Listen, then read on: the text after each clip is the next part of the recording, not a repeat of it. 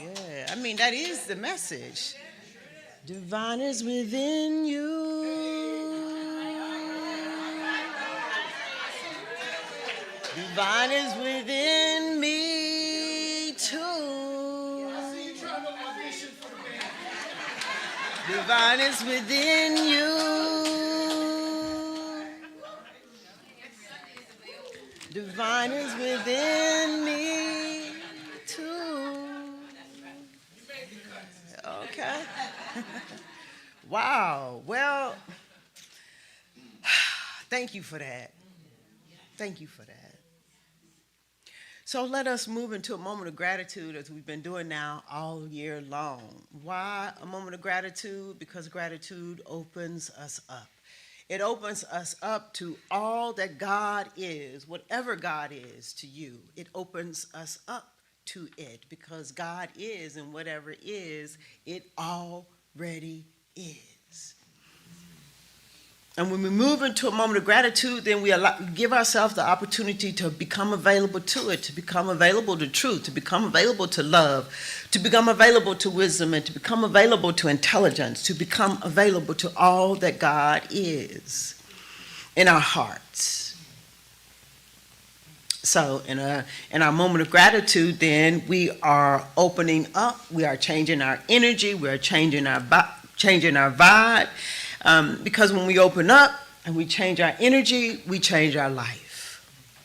And as Joe Dispenza says, he says gratitude is the ultimate state of receivership. It puts us in a state of receptivity to open up to life, to open up to God, to open up to the truth, to open up to the infinite intelligence, to open up to wisdom. So in a moment, I'm going to ask you to put your attention on your heart, to drop into your heart, to put your attention on your heart and to put all your energy on your heart and to begin to feel the emotions of the heart. That's how we open up in our heart.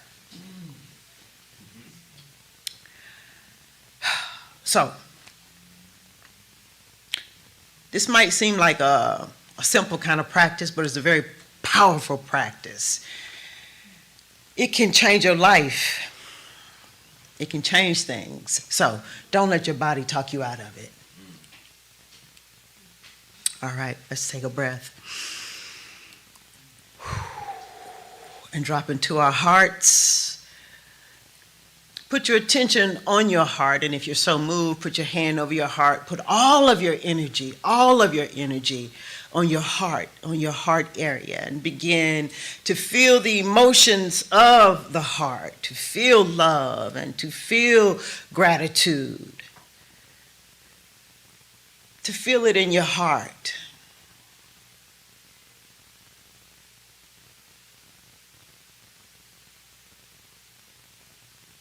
To pay attention to your heart and the emotions of the heart for as long as you can. Keep your attention on it and keep your awareness on it. Feel this love in your heart and this gratitude in your heart. As I invite us this morning to go deeper into our hearts. I want to invite you then to just simply begin to be grateful and to feel gratitude for this moment, for these people, for this place, for this space. To feel gratitude deep in your heart for your breath, for the air that you breathe, for your breath. And to be grateful.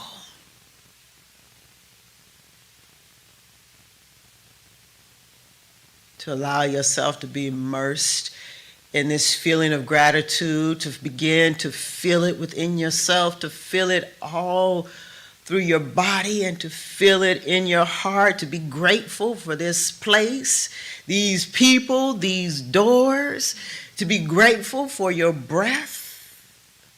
Feel it. Open up. Open up.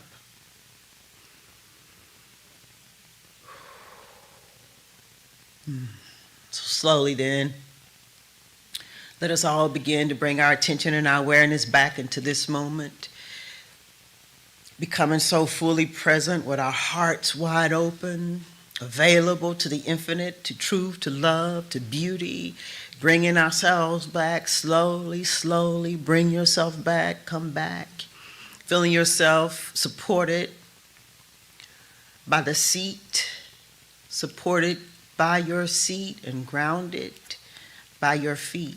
Come back.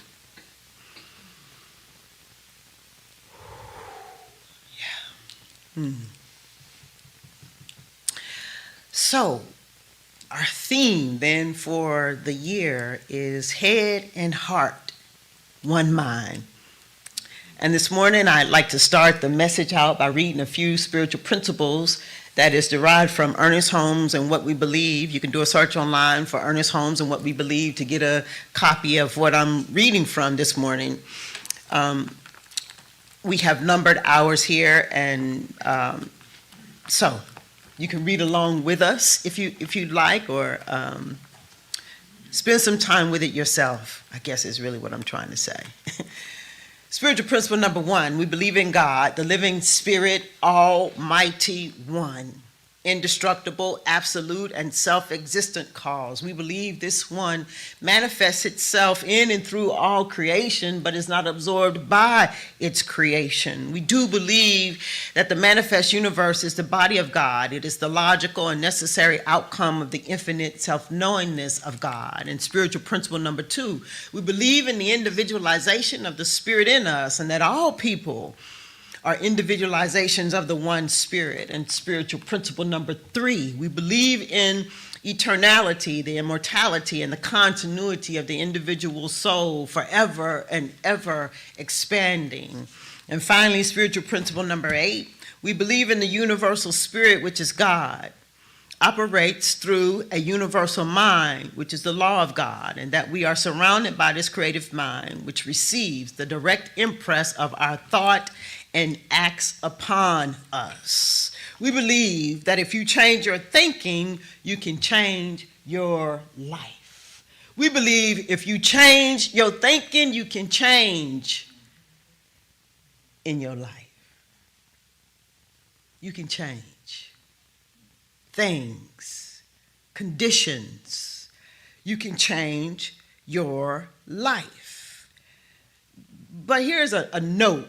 The goal is not to stay the same once you've changed.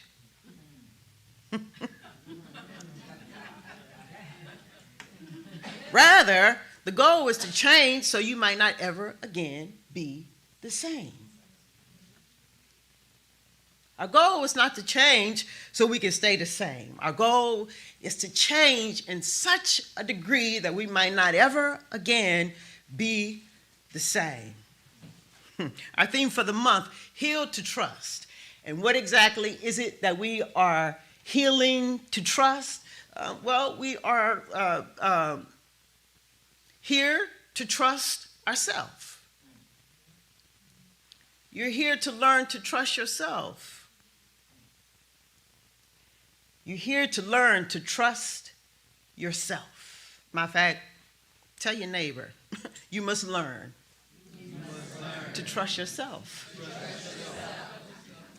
And tell your other neighbor, you must learn to trust yourself. You must learn to trust yourself. To trust yourself, to create intelligently. You must learn to trust yourself enough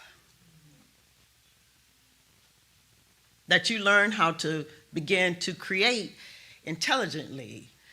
You must learn to trust yourself through the use of your own mind to change yourself.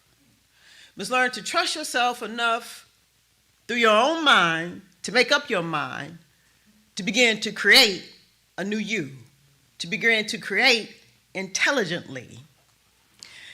In Ernest Holmes' book, Living the Science of Mind, on page, did I lose my page? Yeah, here we go.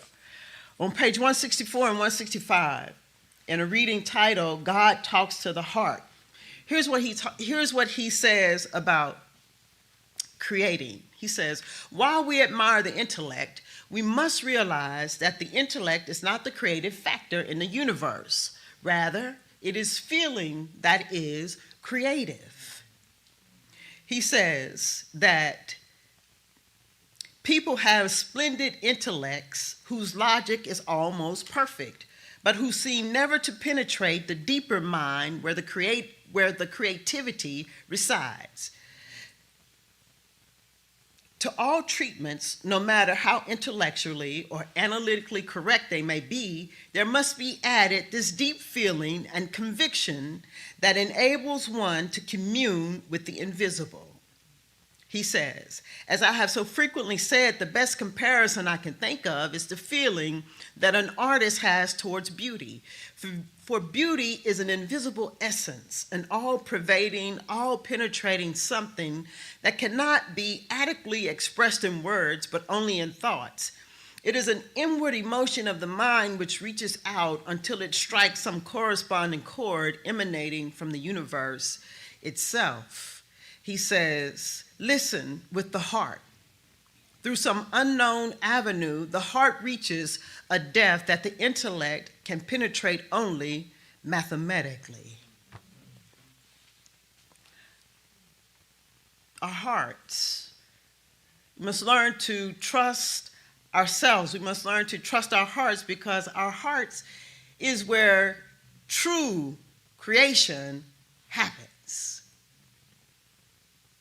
And yet there could be no grace and no lasting change where the head and the heart are not one. It's the healed heart that creates. And if your heart is not healed, it'll be difficult for you to create. To create what? To create a version of yourself that trusts yourself. To change.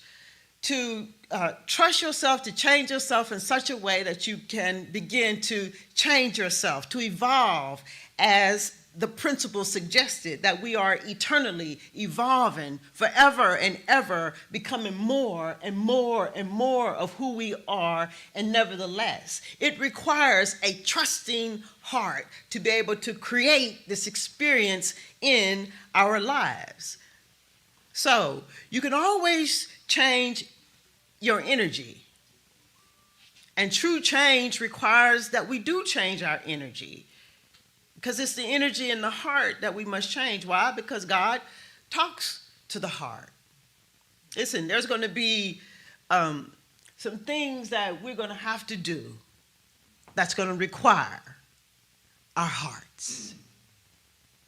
As Sandy read, the heart is tender. It's tender. And yet there's going to be some things that we have to do in order to change, in order to trust that our head alone, that our intellect and logic alone is not enough. Ernest Holmes says that we've got to consult the invisible and the unknown. And the way to the invisible and the unknown is through our hearts. The way to the invisible and the unknown, which is leading us to the ultimate something, is through our hearts. And the reason this becomes so important, or is so important, is so that we can stop reinforcing the past. Reinforcing the past is not creating intelligently. We are here to create intelligently. Listen, two choices. Either we are creating a new future, or we are creating more of the past. Either you're creating a new future, a new you, or you're creating the old you. That's it. That's it. Always. And in order to create a new you, that means you're going to have a new heart. So let us consider then that perhaps one of the most difficult things for us to do as humans is to accept that the past is over.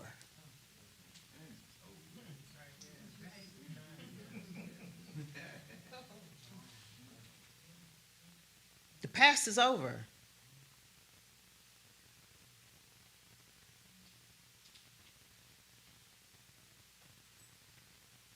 The past is over. It's over. Tell your neighbor, the past is over. It's over. And as long as the past is present, instead of being over, it can be difficult to get to the unknown. It can be difficult to get to the invisible. It can be difficult to get to the ultimate something. As long as the past is present. Because when your past is present, you become your past. And when you become your past, you're in search of the past. So that the past don't come to pass. You're looking for everything similar to the past, so that the past don't come to pass. That's not creating intelligently at all. In fact, you stuck in the past. You stuck in the past and your energy is stuck in the past. Our choice, create something new, a new future, a new you, or create more of the past. This teaching, it does not offer us guarantees. Y'all remember that commercial with a guy with the spices, and he would say, "It's so good, I guarantee." Y'all remember that commercial? The teaching does not offer us any guarantees, but it does offer us the truth. The teaching does not offer us any guarantees, but it does offer us the truth. No guarantees. This teaching, soon you'll come to realize that it's less about attracting and more about trusting.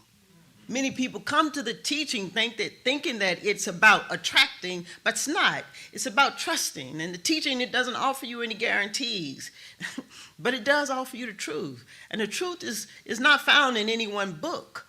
The truth is available. The truth is there for us to discover.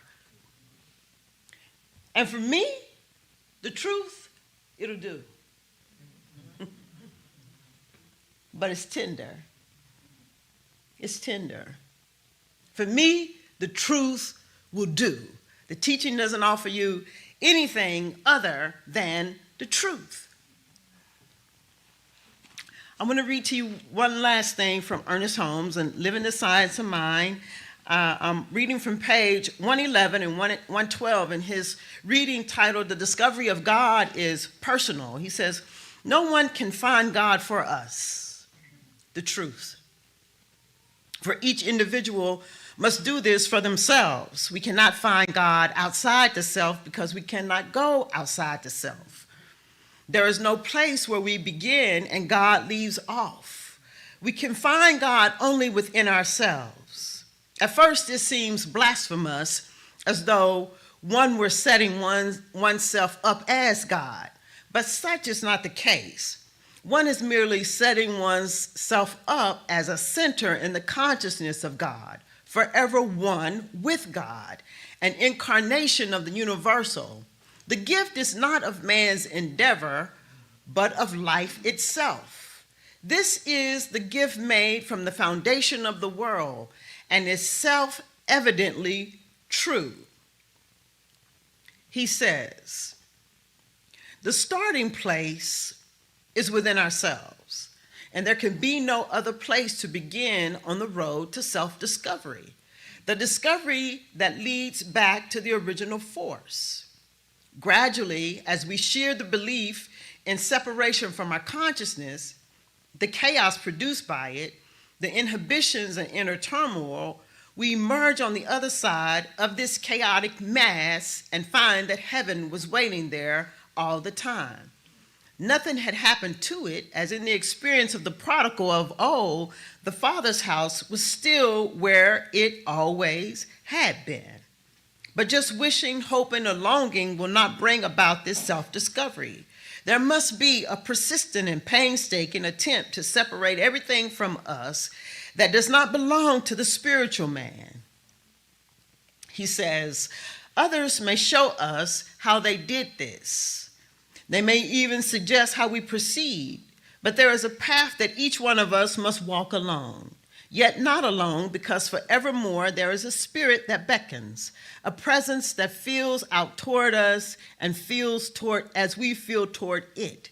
Someday we shall rest in its warm embrace. Yes, he says, the discovery of the self is to the self and by the self.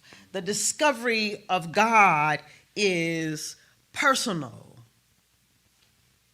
He says that we should only count on our spiritual journey again when we are awakened to our ultimate reality.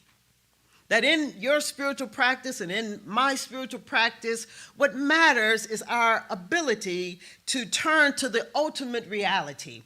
What matters is that we trust. What matters is that we are open to truth. What matters is that we trust. What matters is that we are open to love. What matters is that we trust. What matters is that we are open to the infinite intelligence. The only thing that we can count as a gain is when we can turn and become awakened to the ultimate reality, when we can awaken to the divinity that is within us. That's the gain. When you and I can do that, and it might be hard, and it might be difficult, and it might be trying, and it might be tiring, and it might not feel good, and you might not want to do it, and it might be tiring, and it might be trying, and it might not feel good, and you might not want to do it. But it's the only thing there for us to gain. And it requires that we have trust in our heart. Each one of us, we were born with a loving heart and a trusting heart. So our search is to discover it so that we can learn how to turn to the ultimate reality, to the divinity within us, so that we can create intelligently, move away from the past, and stop creating more of the past and begin to create something new. The teaching doesn't offer us any guarantees, but it does offer us the truth. Here's the truth.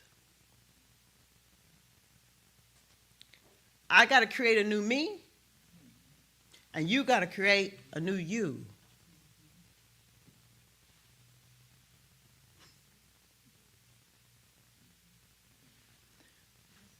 The truth.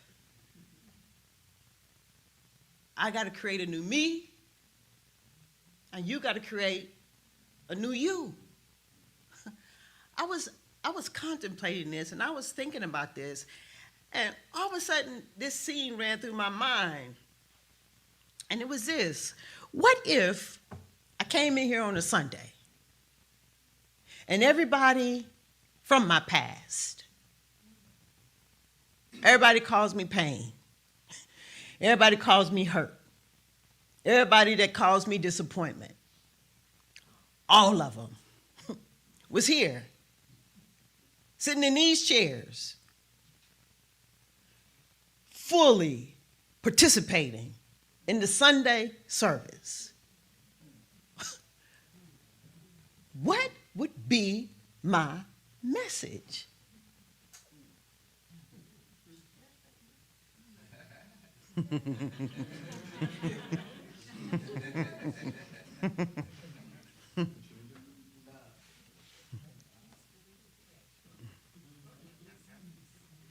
This teaching, it doesn't offer us any guarantees, but it does offer us the truth. If you can open up to it. If that was the case, what would be my message? My message would be, heal your heart so you can learn to trust yourself, so that you can fully be engaged in creating. It requires a trusting heart. So that you can fully be engaged in creating. Why? Because I got to create a new me and you. You got to create a new you.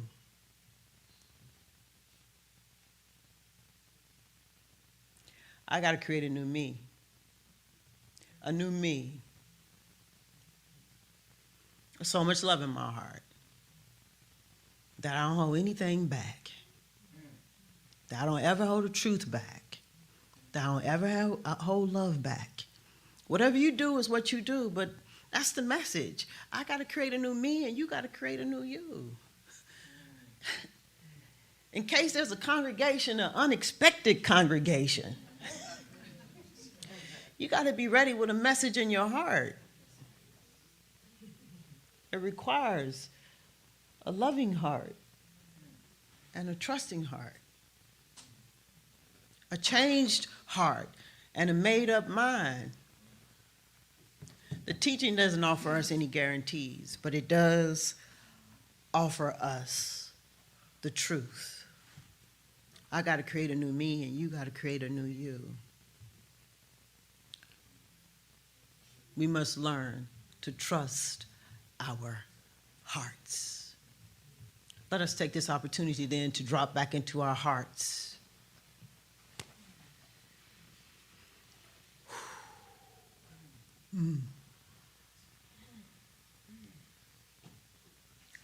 Feeling the emotions of the heart, feeling love in your heart and gratitude in your heart. Feel your heart.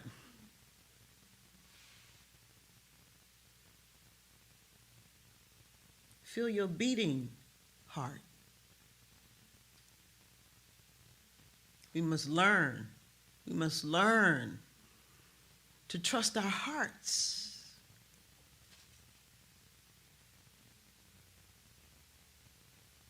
Feel your beating heart, your sacred heart.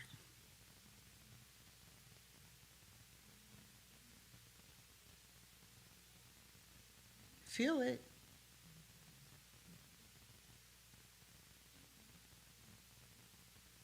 Trust it.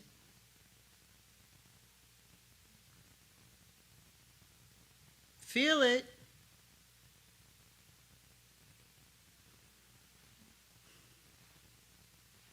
Your sacred heart.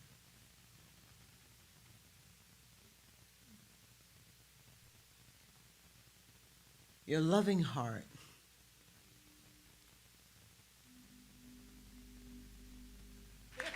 And so as we journey on throughout our week, let me remind you that this teaching, it doesn't offer us any guarantees, but it does offer us the truth. We must learn to trust our hearts so that we can create. Because I got to create a new me, and you got to create a new you. And so it is.